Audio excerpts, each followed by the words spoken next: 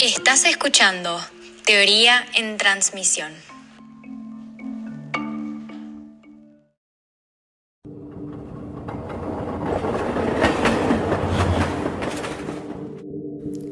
Irracionales, Sugestionables, intolerantes, violentas. irritables.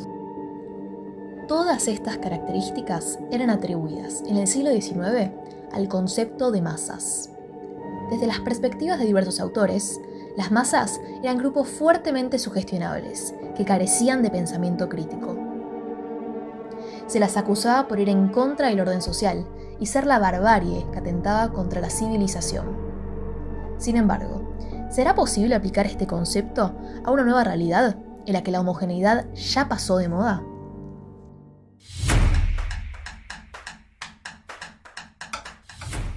Bienvenidos a un nuevo capítulo de Teoría en Transmisión. Somos Micaela Cartelli y Malena Vázquez Millán, dos especialistas en la comunicación social que buscan poner al descubierto las teorías y percepciones sobre nuestra disciplina.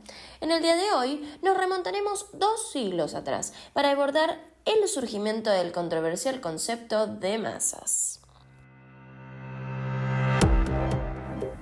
Para ello, viajaremos en el tiempo a finales del 1800. En un principio, las primeras definiciones del concepto de masas resultaron ser poco precisas o contradictorias. Se hablaba de formas de agrupación carentes de vinculación o desorganizadas, ya que no tenían la capacidad de unirse para cumplir un objetivo común. Aquello que las motivaba era su propia potencia. Pero para definirlas mejor, ¿por qué no le consultamos a un experto como lo es el psicólogo Gustav Le Bon? Hola chicas, déjenme que les cuente. Las masas tienen un alma colectiva, en la cual los individuos pierden sus características propias. Como parte de las masas, los individuos manejan una dependencia recíproca, ya que aislados se comportarían diferentemente. El individuo integrado en una multitud adquiere por el simple hecho del número un sentimiento de potencia invencible. A esto se lo conoce como potencia de masa. Las masas se mueven por el instinto, la irritabilidad, la incapacidad de razonar y no obedecen a ninguna racionalidad. Desde mi percepción, son parte de la esfera más baja de la evolución, como por ejemplo las mujeres, los niños, los débiles mentales, los pobres. Bueno, mejor sacamos a Le Bon del aire por ahora. Le vamos a invitar un tecito y que se relaje un poco. Mientras tanto, podemos darle pie a nuestro segundo invitado, José Ortega y Gasset. Él fue un escritor y filósofo que en el año 1929 lanzó su libro Rebelión de las Masas. Sin duda alguna, sus ideas tuvieron un impacto tan relevante que hoy en día se lo tiene presente en las aulas a la hora de educar.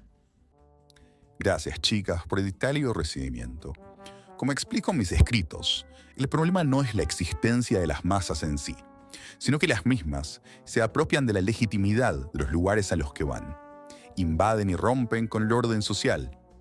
En mis tiempos, la sociedad se encontraba dividida en 2 clases de hombres, la minoría y la masa.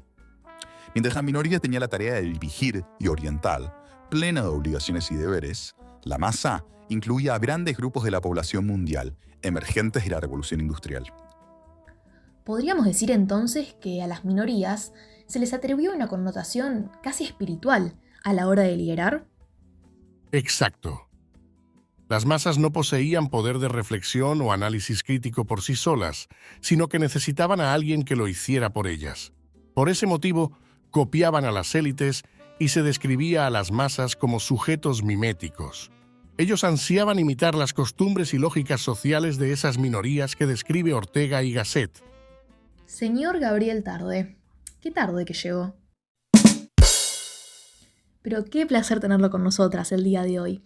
Damas y caballeros, tenemos el agrado de presentarles a nuestro último invitado del capítulo de hoy, el señor Gabriel Tarde, criminólogo, jurista, sociólogo y psicólogo social.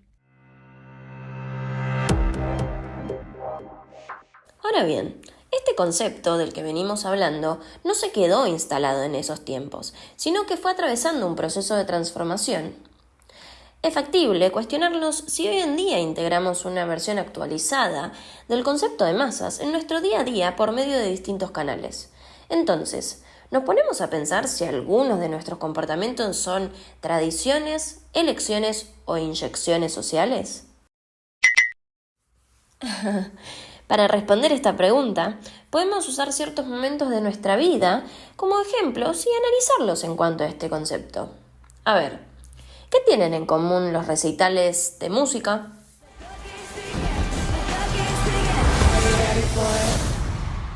Las hinchadas de los partidos de fútbol.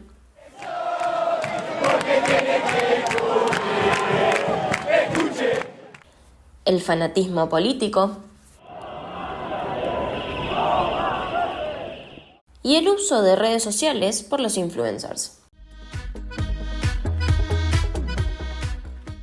Sucede que todos apelan a la emocionalidad de sus públicos. En algunos de ellos entra en juego la idolatración de figuras o líderes de opinión, haciendo que sus seguidores imiten sus comportamientos y promuevan sus mismos ideales. ¿Cuántas veces nos cuestionamos si una tendencia nos hace sentir auténticos con nosotros mismos? O simplemente la seguimos porque está de moda y luego de acostumbrarnos la adoptamos como propia y parte de nuestra identidad. Si tomamos los ejemplos de las hinchadas de fútbol o los recitales de música, ¿acaso no estamos hablando de agrupaciones que muestran altos niveles de emocionalidad, volatilidad o pasión? En esos contextos es factible que se dé una pérdida del sentido individual, donde las personas pasan a formar parte de un todo colectivo. Es así que se da un sentimiento de potencia invencible.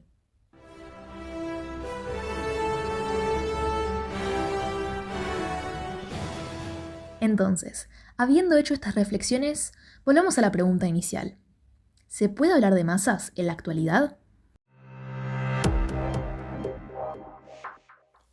Para responder esta pregunta, nos basaremos en una percepción y una reflexión personal que puede llegar a diferir con la de algunos de nuestros oyentes.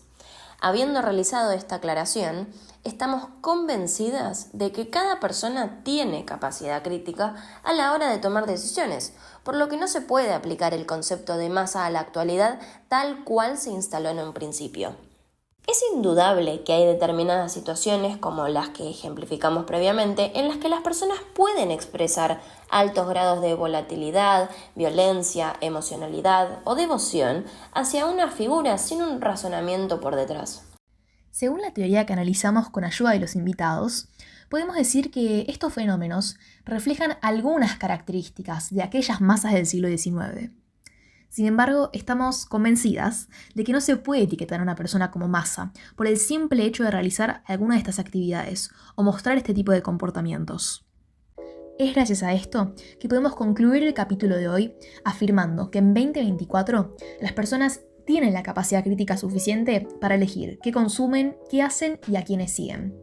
Disponemos de la conciencia necesaria para tomar nuestras decisiones, sin etiquetas de por medio. Muchas gracias a todos por escuchar el capítulo de hoy. Los invitamos a ejercitar su capacidad crítica y a contarnos sus reflexiones acerca de estas teorías, para desafiar entre todos este concepto de masas. Gracias a nuestros invitados por viajar en el tiempo y estar aquí hoy con nosotras. Gracias, Male. Gracias, Mika. Que tengan muy buena semana y nos vemos en el próximo capítulo de Teoría en Transmisión.